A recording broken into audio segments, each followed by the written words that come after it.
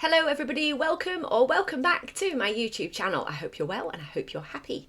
My name's Amy from Tuition Up, and today I've got a teaching video for you. This video is going to be quite a short video all about how to use a dash, or one particular way to use a dash. This is called the dramatic dash. Sometimes it's called an M dash, and we use it at the end of a main clause for a little informal extra thought or a little exclamation. Let's go through some examples now. I always say a great place to start is by looking at examples. So let's have a little look at some examples now. This is the dash. It's slightly longer than a hyphen, and not to be confused with a hyphen. I'll go over some of the differences at the end. This is the dramatic dash. Sometimes you see it called an M dash. So the idea of the dash is that it's just going to tag on a little bit of extra info at the end of a sentence.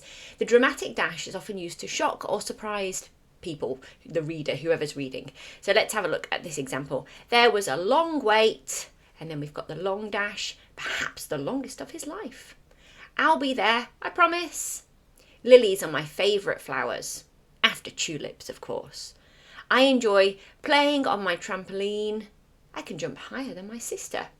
Sometimes these things are little exclamations as well, so quite often we have an exclamation mark at the end. The movie was very informative. Can you think of a little dramatic little exclamation to go at the end here? If you can, pop it in the comments. This is something I have taught very recently in my SATs class for Year 6 children.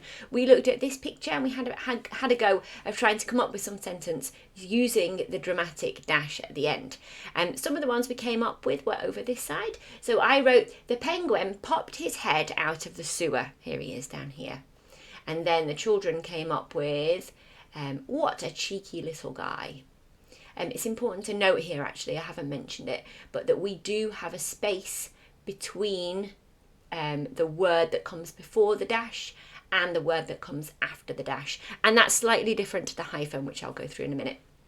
Another one is, the seahorse was taking the man for a walk. How strange. Okay, so all examples of the dramatic dash at the end. It's not the only way we can use a dash. There are other ways. I have another video here where dashes are used. Let's have a go then and see if you can come up with any ways of using this dash at the end. What could you say?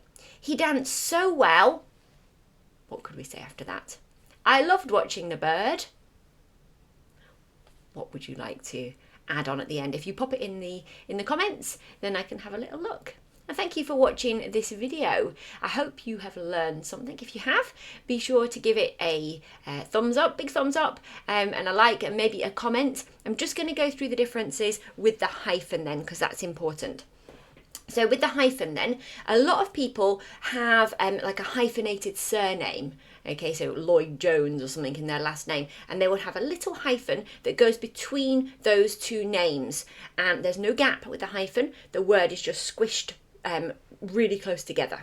Okay, we often see it as well in things like hyphenated adjectives. So if you were going to describe, let's say a spider, for example, you might say cold-blooded, the cold-blooded spider. So there you would have the hyphen close together within the words. So the hyphen is not to be confused with the dramatic dash at the end.